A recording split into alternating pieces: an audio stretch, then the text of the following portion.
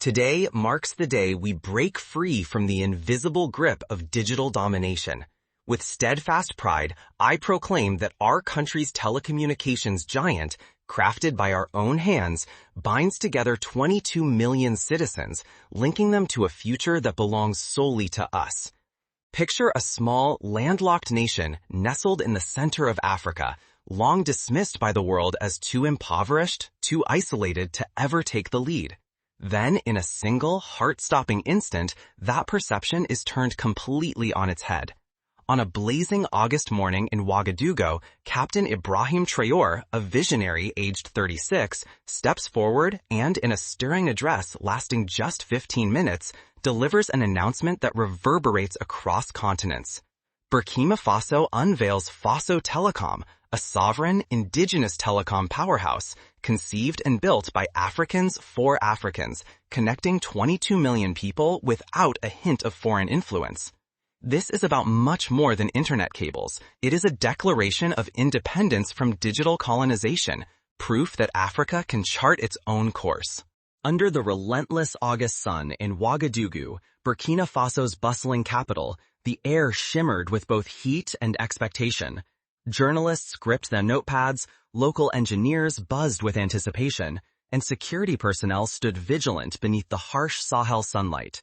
For weeks, rumors had circulated about a mysterious initiative, something monumental, utterly unprecedented, yet no one could have foreseen the magnitude of what was to come. Then, Captain Ibrahim Traore, a youthful leader of just 36 years, confidently took the stage. Dispensing with spectacle, he delivered, in a concise and electrifying 15 minutes, a revelation that sent ripples around the globe. Burkina Faso had constructed Faso Telecom, a completely sovereign communications network, envisioned, financed, and managed solely by its people. This was not simply a media event. It was the birth of a revolution. For generations, the world had dismissed Africa, insisting that a modest, landlocked country such as Burkina Faso could never shake off external control. They claimed it lacked the resources, the technology, the expertise. But Traore neither pleaded nor debated. He simply demonstrated, live and unfiltered, that they were wrong. Faso Telecom was not a distant ambition or a half-formed idea. It was tangible, vibrant, and already interconnecting 92% of the nation's 22 million inhabitants. From the lively markets of Ouagadougou to isolated hamlets near Gorom, Burkina Faso now spoke with its own voice. Can you sense the historic weight of that scene? If this moment stirs you, share where you are listening from. Let us witness how far this story travels. Now, how did a single nation achieve such a sweeping transformation? Let us explore the details, for this is where the story becomes truly astonishing. Faso Telecom is no ordinary system. It is a marvel shaped by the hands of Burkinabe workers. Imagine 4,200 kilometers of fiber optic lines spanning deserts, threading through hills, and cutting across rugged landscapes. These wires did not arrive from foreign factories in Europe or Asia.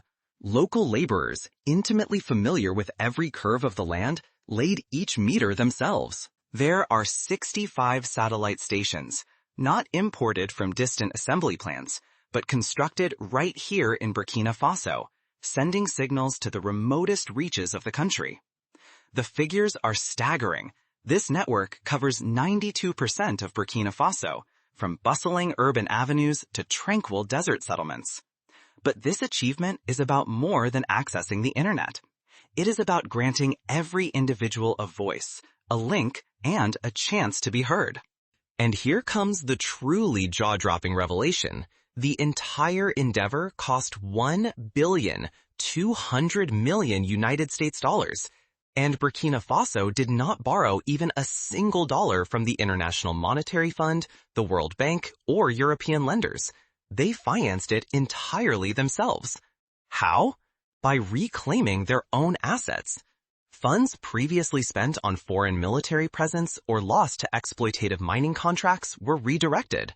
Gold royalties, once siphoned off to overseas interests, returned home to construct cables, towers, and dreams. This is the outcome when a nation chooses to invest in its own future. Is this not the type of story that inspires you to stand and cheer? Who were the visionaries behind this incredible feat?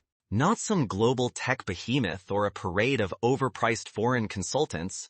Faso Telecom arose thanks to 647 engineers and technicians from Burkina Faso, most of whom are younger than 35.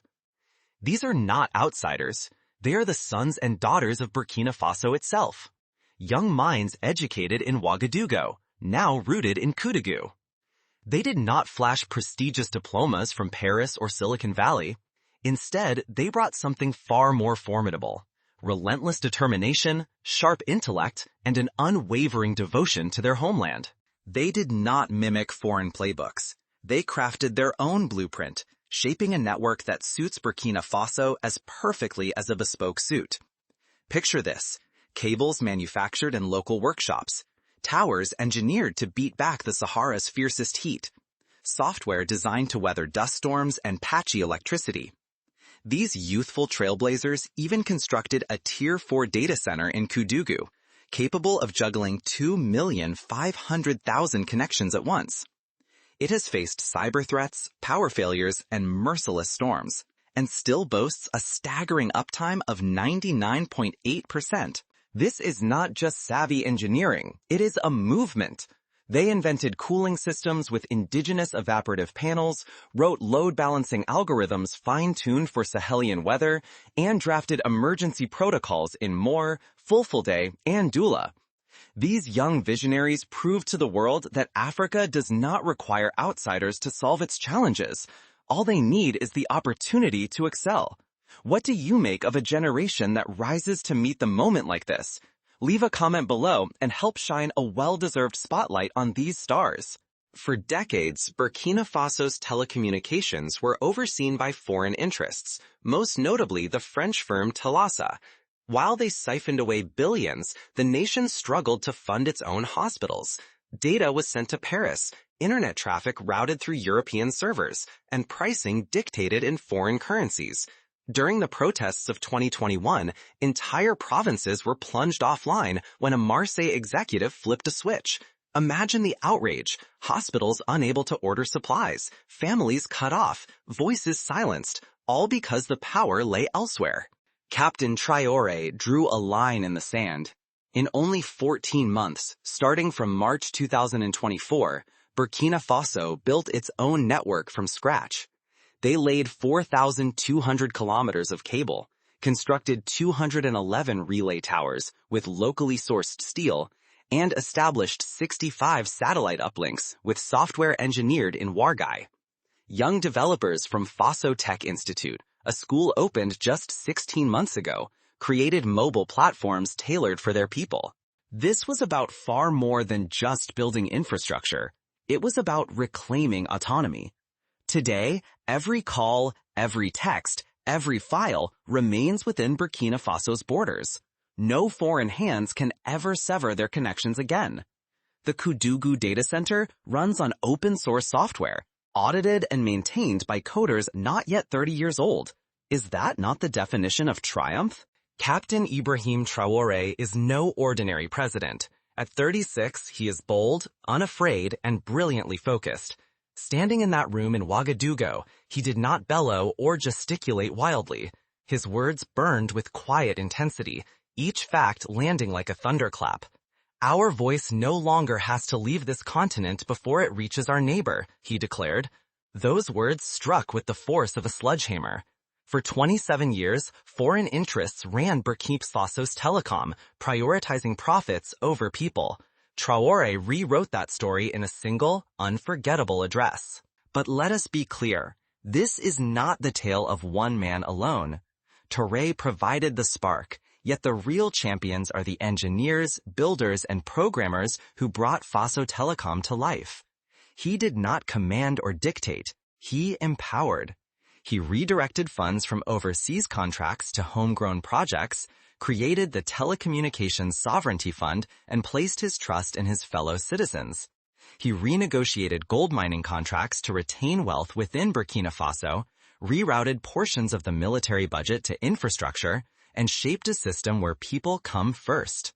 He proved to the world that true leadership is not about barking orders, but about handing your people the tools they need to shape their own destiny. What makes a leader like that memorable for you? Share your perspective below and let us dive into the conversation. Faso Telecom is about more than wires and gadgets.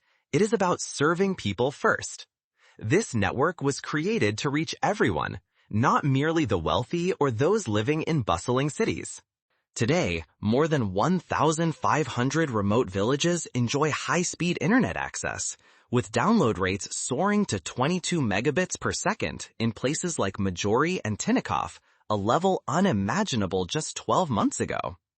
Farmers now receive timely updates about their crops through push notifications, empowering them to plan harvests and outmaneuver unpredictable weather. Rural clinics hold video consultations with doctors, saving lives in regions that were once completely isolated from medical care. Religious leaders securely send news and guidance to their followers, from mosques in Kaya to nomadic tribes in the Sahel. All of this happens directly, no intermediaries, no sluggish bureaucracy, no foreign hands at the controls. Picture the Sahel Highlands, where a 12-year-old boy named Hamidou logs into his lessons each morning on a solar-powered device. His education, delivered in his mother tongue, Mare, comes from volunteer instructors at the University of Ouagadougou. His quizzes are auto-graded, and his progress is securely stored on a national server in Manga. In Djibo, a mother of 3 connects by video with a pediatrician, her conversation safeguarded by robust encryption. These are not merely connections, they are genuine lifelines. Faso Telecom guarantees that every citizen, wherever they reside, receives education, healthcare, and information without cost. There are no premium subscriptions, no hidden charges. Connection is a right, never a luxury. Imagine the countless opportunities this unlocks for millions. When Faso Telecom launched, the world was astonished. Many applauded, calling it Africa's quiet revolution. Yet others, particularly in the West, were far less enthusiastic. Telesy, the French company that had overseen Burkina Faso's telecommunications for 27 years, watched its stock plummet on the Paris exchange. Meanwhile, Helionet Group, based in Luxembourg, demanded $276 million, alleging that Burkina Faso had violated long-standing agreements. The nation's reply was resolute and unwavering.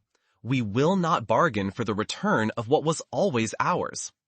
Those words echoed louder than any speech. Western media retaliated with skepticism. The Guardian expressed concerns over state control of communications, as though foreign domination was somehow preferable. CNN raised fears that Faso Telecom might be used to quash dissent, overlooking the fact that foreign companies had blacked out entire provinces in 2021. The Economist questioned whether Burkina Faso could be trusted with its own data. But let us turn the question around. Who placed their faith in Telesy when African data was kept in Paris? Who had confidence in them when they severed internet access during protests? Faso Telecom is not about domination. It is about liberation, a country writing its own rules. Traore answered with composure. We do not stifle voices. We simply disconnected from those who never listened to ours. What is your opinion? Is it truly a gamble for a nation to safeguard its own data? Or is it even riskier to entrust that power to outsiders? Share your view in the comments. This tale extends beyond fiber optic cables, satellites, or even Faso Telecom itself. It is a story about the real meaning of sovereignty. For decades, African countries were urged to focus on basics, food, water, roads. But what if essentials now include bandwidth, encryption, and ownership of data? Faso Telecom is more than a network. It is the backbone of a new republic, one fueled by self-reliance and dignity. Every tower marks a new horizon. Every server is a step toward a day when Africa leads on its own terms. In Koudougou, a Tier 4 data center surges with the voices of the nation, built to support 2,500,000 simultaneous users. cooled by local innovations and powered by code written by recent graduates from Faso Tech Institute. In Kaya, an imam shares weekly teachings with nomadic people through secure online forums, compressed and stored with metadata in native languages. In Manga, birth registrations are now digitized, reducing paperwork by 47% in just 4 months. These are far more than simple technological enhancements. They stand as undeniable evidence that Africa can shape the path of its own destiny. When a nation has command over its signal, it gains the power to tell its own narrative. Does that not make you want to proclaim it from every rooftop? The origins of Faso Telecom run deep, rooted firmly in Africa's soil. Its eSIM technology is shielded by an exclusive algorithm crafted by the National Cryptography Division of Burkina Faso. Geolocation is powered by homegrown satellites that took to the skies in June 2025, with ground telemetry managed by the Sahel Telecommunications Brigade, a dedicated group of former engineering students, now masters of military standard infrastructure. Every shred of information, from a simple text to a confidential medical file, remains within the borders of Burkina Faso. No foreign cloud provider holds the encryption keys, and not a single byte leaves the country for storage in Europe or America. This is digital sovereignty brought to life. Faso Telecom software is open source, programmed in Moray and Fulfold, rigorously reviewed by local developers, and maintained by a team all under 30 years of age. The operating systems employ a specially adapted OpenStack protocol fine-tuned for Burkina Faso's needs by 3 graduates from Faso Tech's inaugural class. This institute itself, opened just the previous year, is now educating over 3,000 students across telecommunications, cybersecurity, and microelectronics. There are no scholarships from Paris, no manuals shipped from Boston, only homegrown resources, validated by the National Council for Technological Sovereignty of Burkina Faso. In a world where African nations were told they needed outside guidance, Faso Telecom proves that the right tools were all that was required. What does such homebred ingenuity mean for you? Burkina Faso's achievement is echoing across the continent, and Africa is paying attention. In Malawi and Sierra Leone, lawmakers are scrutinizing Faso Telecom's framework, penning new laws to follow in its footsteps. In Kinshasa, information technology students are dissecting its network design for their academic research. In Addis Ababa, the African Union discreetly requested a private demonstration of Faso's encryption engine for node switching. In Ghana, opposition members of parliament are asking, if they have succeeded, why can't we not? This is not merely a victory for one nation. It is a template for an entire continent poised to ascend. There is conversation about extending Faso Telecom's coverage into Mali and Niger, not as a form of expansionism, but as a gesture of continental solidarity.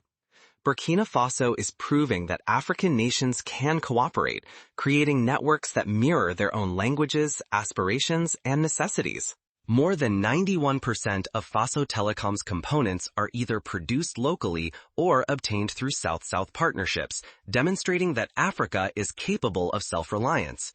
In July 2025, Faso Telecom operated with no external hardware dependency, an accomplishment not yet realized by some members of the Group of 20.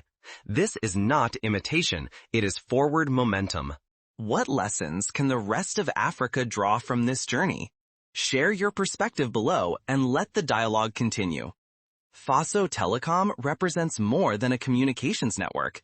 It is a vow, a promise that Africa does not need external consent to progress. A promise that youth, when empowered, can transform the landscape. A promise that a continent once overlooked can take the lead. Captain Traore and his team did not simply construct a telecom network. They ignited hope. They demonstrated that a modest, landlocked country with a gross domestic product below 18 billion could outmaneuver skeptics, surpass critics, and dazzle the doubters. This is a narrative for every African metropolis where routers blink without oversight, and every rural village where data is transmitted without permission. It is a vision of a future where technology is not imported but invented, where true independence begins not at the border, but at the modem. Faso Telecom stands as living proof that Africa is not just ready to catch up, but prepared to set the pace. In Tito, the internet now streams through wind-powered relays, and children study beneath metal roofs that shield their devices from the unforgiving heat. They may not know who created Google, but they know the architects behind Faso Learn. When language, protocol, and purpose unite, technology begins to resonate with its people. The world's response to Faso Telecom was instant and sharply divided. Western diplomatic missions have quietly bolstered their ranks of cybersecurity envoys throughout the Sahel, not in response to mounting violence, but propelled by foresight. Imagine data centers in Ouagadougou encrypting information so thoroughly that even Brussels cannot decipher it. Picture a small village in Tapoa broadcasting live without its signal ever passing through surveillance checkpoints. International corporations invested in African cloud infrastructure are anxiously reassessing their vulnerabilities. The long-standing belief that Africa was an open field, pliable and low risk, is swiftly disintegrating. At the same time, Burkina Faso is nurturing a fresh wave of digital diplomats, adept in both programming languages and political dialogue. The inaugural group of 42 students from Faso Tech is preparing to collaborate with regional governments as they investigate new models for telecommunications. The authority over infrastructure extends beyond mere engineering. It shapes the collective mindset. Faso Telecom operates with no complex pricing structures, no exclusive plans, only genuine equal access for everyone. Sectors like education, healthcare, and agriculture enjoy unlimited bandwidth. A child's very first interaction online is not with a foreign application, but with a local education platform. The first digital record of a newborn is registered in Moray, not Mandarin. Here, liberty is quantified in milliseconds, in data flows per second, in the authorship of connection terms. What lies ahead? Faso Telecom marks only the dawn of something greater. If Burkina Faso can connect 92% of its citizens without reliance on foreign expertise, what further feats might Africa accomplish? If a nation once forced into silence is now scripting its own destiny, which old certainties are ready to be revised? Captain Traore's digital vision has transformed the very definition of connection, not merely linking to a network, but forging a future written in Africa's own languages and on its own terms. This tale extends well beyond Burkina Faso. It encompasses Nairobi, Bamako, Kinshasa, and every part of the continent where people are prepared to ascend. It resonates from Lagos to London, in every city where someone senses the heartbeat of this transformation. If these words quicken your pulse, if they awaken your imagination to new possibilities, share your city in the comments. Spread this message among your friends, your family, your WhatsApp circle.